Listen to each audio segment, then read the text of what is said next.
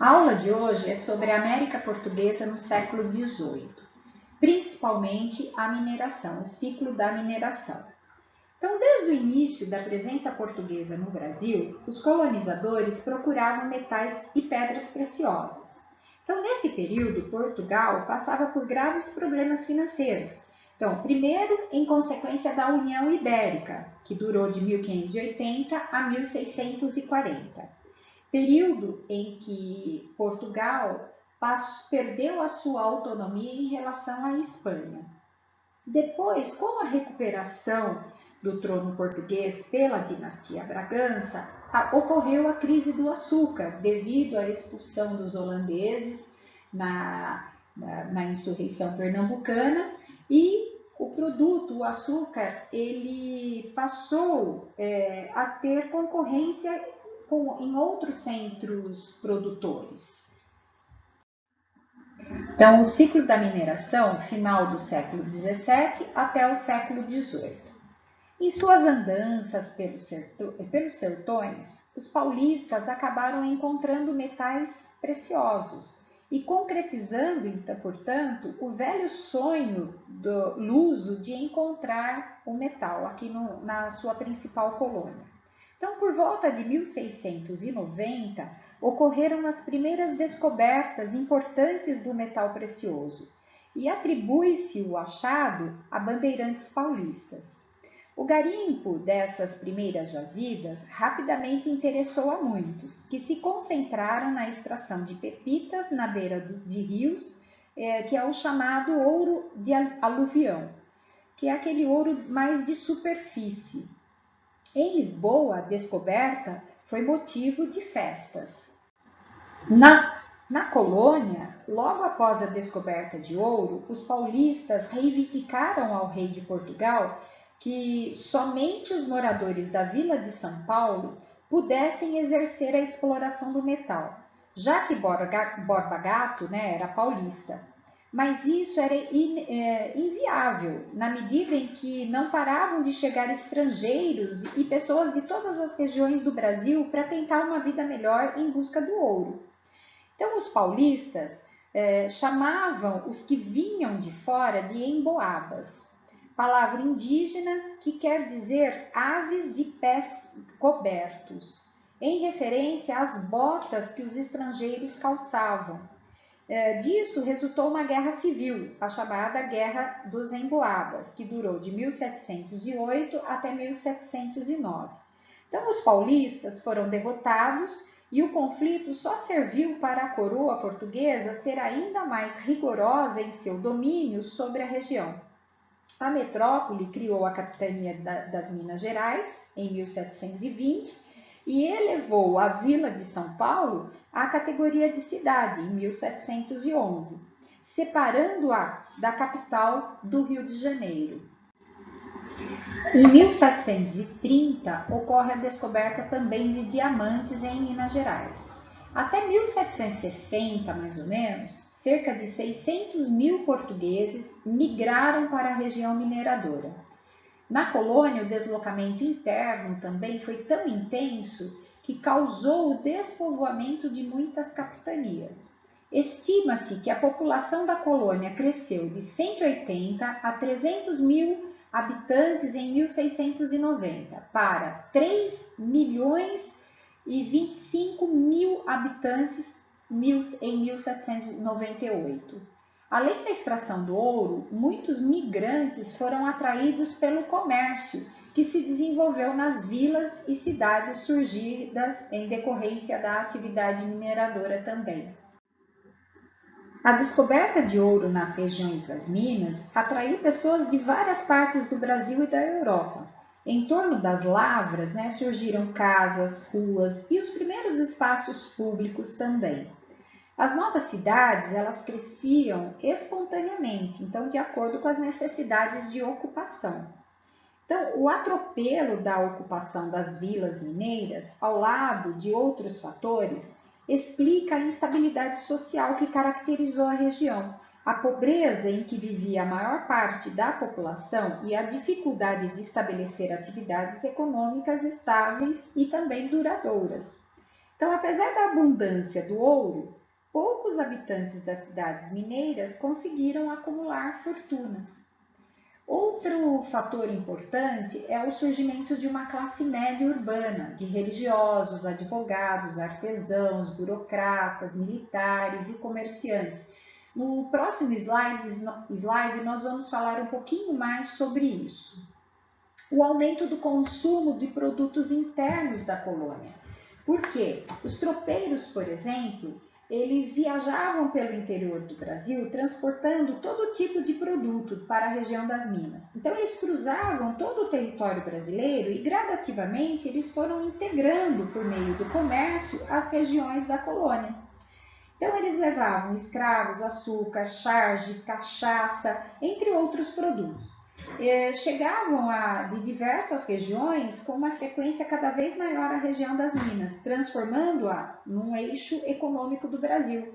Portanto, houve um deslocamento do eixo econômico do Nordeste açucareiro para o centro-sul da colônia.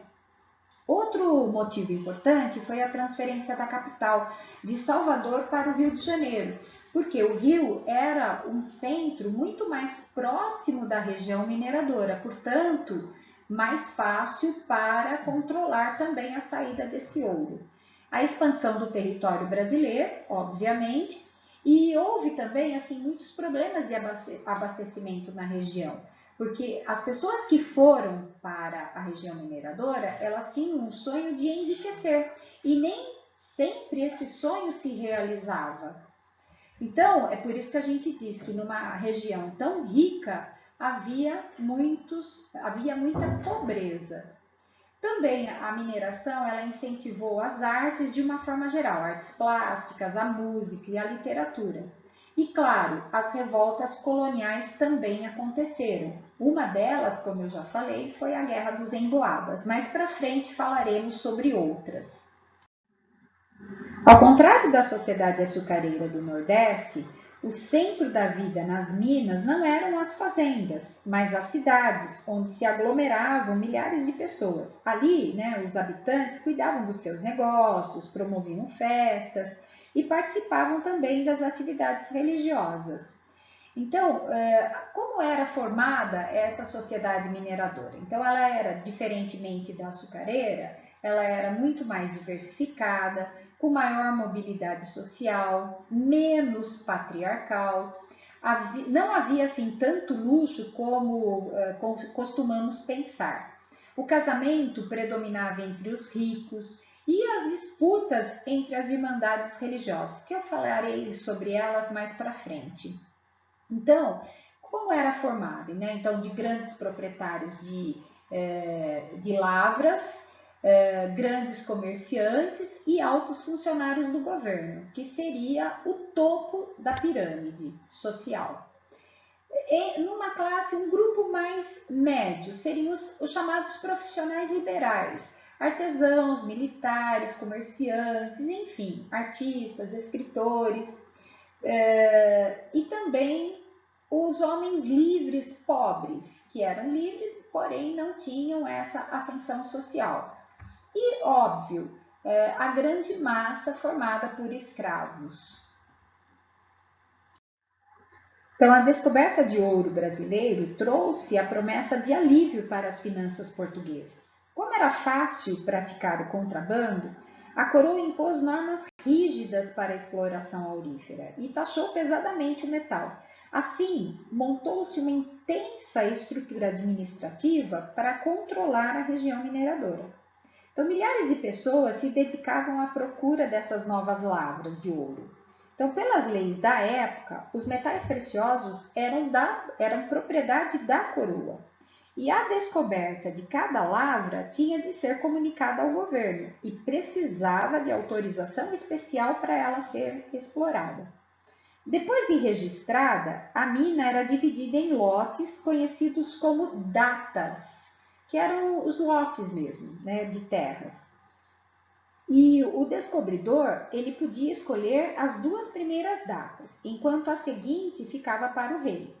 As demais eram repartidas entre todos os pretendentes, né? Então, recebendo as maiores datas, aqueles também que possuíam mais escravos. Os faiscadores eram homens livres, pobres, que procuravam ouro em áreas já exploradas e abandonadas.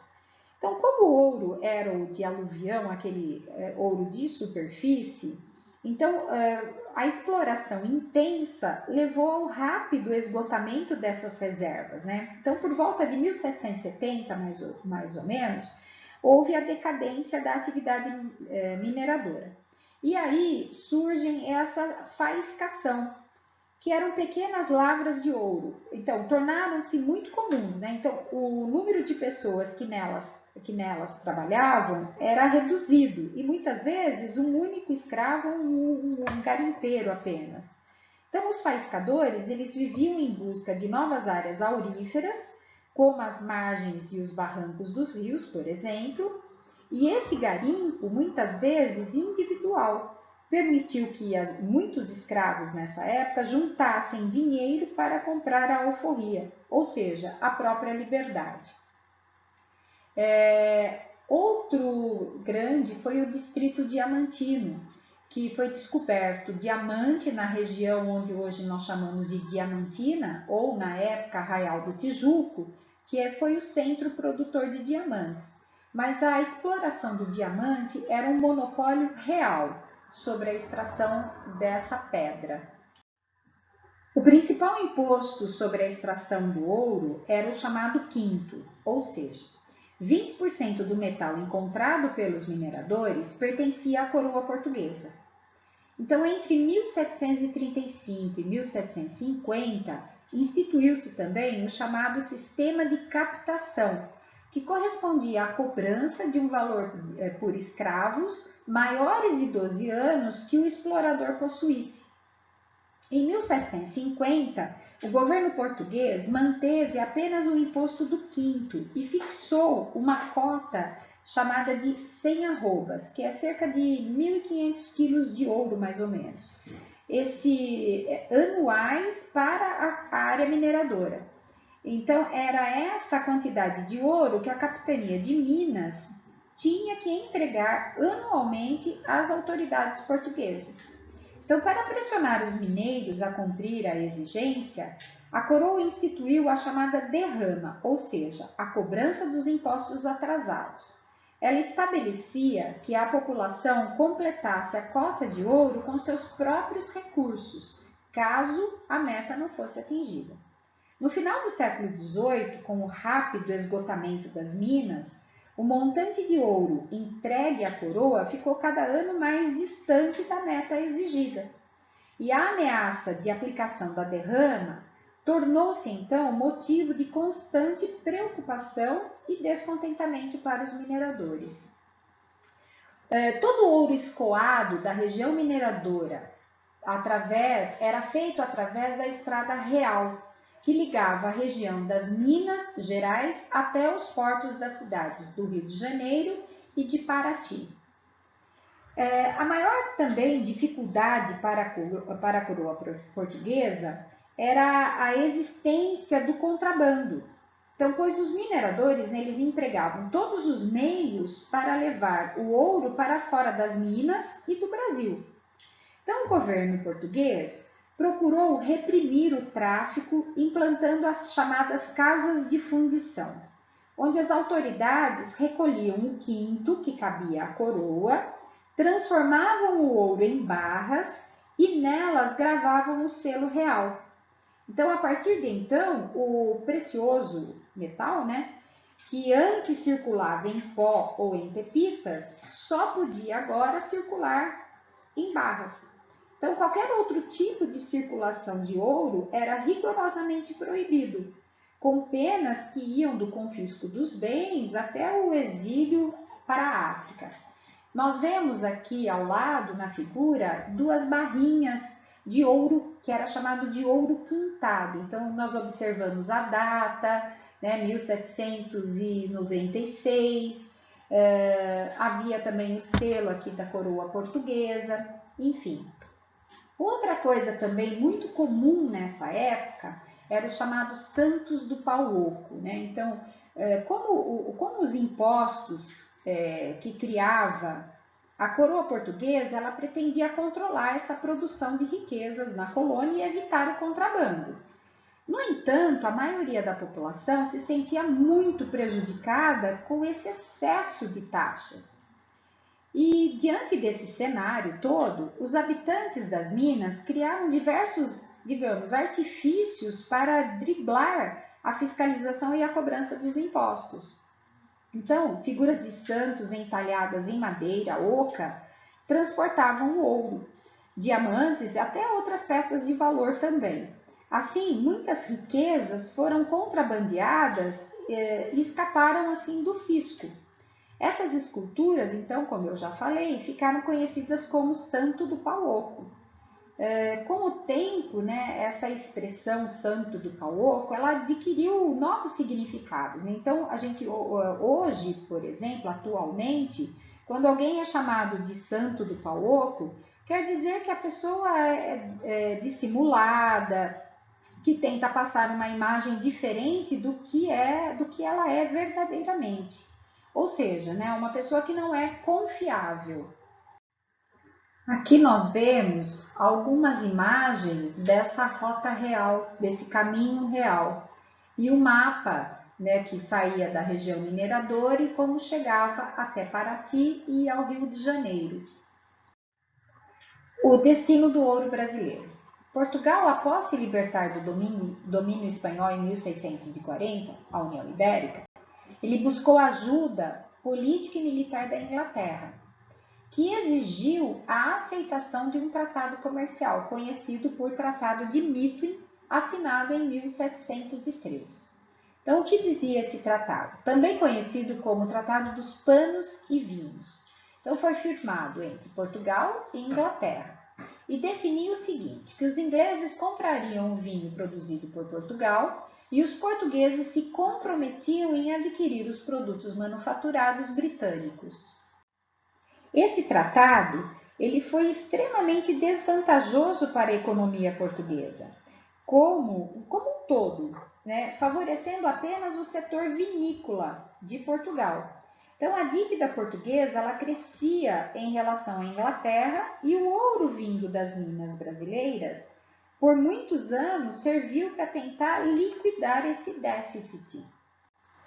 Outra consequência também do tratado é que o aumento das exportações de tecidos ingleses prejudicavam também a produção de tecidos portugueses. Os tecidos ingleses eram melhores e também muito mais baratos.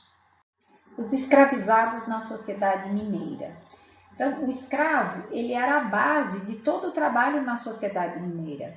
Então, alguns escravos também, como eu já disse, conseguiram sua alforria e eles também trabalhavam em péssimas condições e isso estimulava muito as fugas e a formação de quilombos. Então, com a decadência da mineração, aumentaram muito as alforrias porque os proprietários não conseguiam sustentar os seus escravos. A arte barroca. A arte barroca ela nasceu na Itália no final do século XVII e acabou se espalhando pela Europa e pelas colônias americanas. Ela opunha-se ao racionalismo da arte renascentista. Então, o estilo barroco, ela priorizava o terreno das emoções, dos sentidos, da intuição humana. Então, para se opor à decoração sóbria e até mais simplista das igrejas protestantes, a Igreja Católica ela adotou o barroco, que se caracterizava por formas exageradas e também bem exuberantes. Então, os artistas criavam obras que expressavam a imaginação e a dor humana. Então, procurando impressionar aqueles que contemplavam essa arte. Então, por isso, o barroco se realizou em obras assim monumentais. Rostos expressivos, figuras distorcidas e uma decoração rica e também bem rebuscada. No Brasil, o barroco se caracterizou pela riqueza de detalhes e na decoração das igrejas e nas fachadas das edificações. A confecção de santos, por exemplo, santos, anjos, eram usados. Quais materiais eram usados? A madeira, a pedra-sabão, porque eram os materiais encontrados aqui na região das Minas. Diferente da arte barroca europeia, que se usava muito o mármore. Os artistas mais conhecidos são o Aleijadinho, né, que esculpiu em pedra-sabão. Por exemplo, aqui ao lado nós vemos os 12 apóstolos na cidade de Congonhas, em frente à Catedral de Congonhas do Campo. Também as pinturas, nós vemos assim o uso muito do vermelho, do amarelo, do azul, cores bem fortes. E outro também conhecido artista é o mestre Ataíde, na pintura. As Irmandades nas Minas Gerais. Irmandades religiosas eram associações leigas formadas para cultuar um santo, por exemplo. O grande número de igrejas construídas nas cidades mineiras explica-se, então, pela importância que tinham as irmandades. Essas irmandades, elas disputavam entre si a construção da igreja mais bela e que refletiam a divisão que existia na sociedade, a divisão social mesmo que existia na sociedade, pois havia irmandades dos ricos, as irmandades dos pobres, assim como a dos brancos ou a dos negros. E no século XVIII, a coroa portuguesa expulsou as ordens religiosas de todas as vilas mineiras. E na ausência dessas ordens regulares, as associações religiosas leigas assumiram a posição dominante na sociedade mineira. Então, os eventos religiosos eram momentos de encontro dessas irmandades. As pessoas aguardavam com certa expectativa essas ocasiões. Então, quando podiam se encontrar, se divertir, interrompendo aí a rotina da vida doméstica na região. Então, com a morte do rei português Dom João V, em 1750, subiu ao trono seu filho Dom José I, cujo reinado ele foi marcado pela ascensão política de Sebastião José de Carvalho e Melo, mais conhecido como Marquês de Pombal. O ministro Pombal ganhou assim plenos poderes depois de agir rapidamente contra uma suposta trama para assassinar o rei e de reconstruir a cidade de Lisboa depois do terrível terremoto de 1755. Ele gozava de amplos poderes, né? E Pombal também reformou as universidades, proibiu os autos da fé da Inquisição, extinguiu a denominação de cristãos novos para os judeus que se converteram ao cristianismo católico. Com isso, ele diminuiu a influência da igreja no Estado e tentou também diminuir o preconceito contra os judeus convertidos.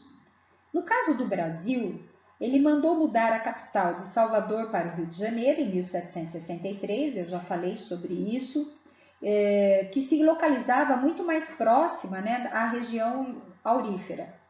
Isso demonstrava um deslocamento do eixo político, administrativo e econômico da colônia, do Nordeste para a região Sudeste, além de uma tentativa de impedir o contrabando das pedras preciosas na região das Minas. No início da colonização, vocês se lembram que os jesuítas haviam sido o braço direito do Estado português. Então, com as missões e com o crescente poderio dos padres, que dominavam amplas regiões da colônia, né, vocês se lembram, começaram a surgir acusações de que eles queriam formar um Estado dentro do outro Estado e de enriquecer sem pagar impostos. Então, nesse sentido, qual foi a atitude de Pombal? Ele expulsou os jesuítas da colônia e de todo o território português em 1759. Pombal também criou as companhias de comércio, com a intenção de desenvolver a região norte e incentivou também a instalação de manufaturas no Brasil e em Portugal. Criou Dentro disso, a Companhia de Comércio Grão-Pará. E também foi ele que instituiu a derrama nas Minas Gerais. Em 1777, o reinado de do José I chegou ao fim e, com a sua morte, subiu ao trono a Dona Maria I.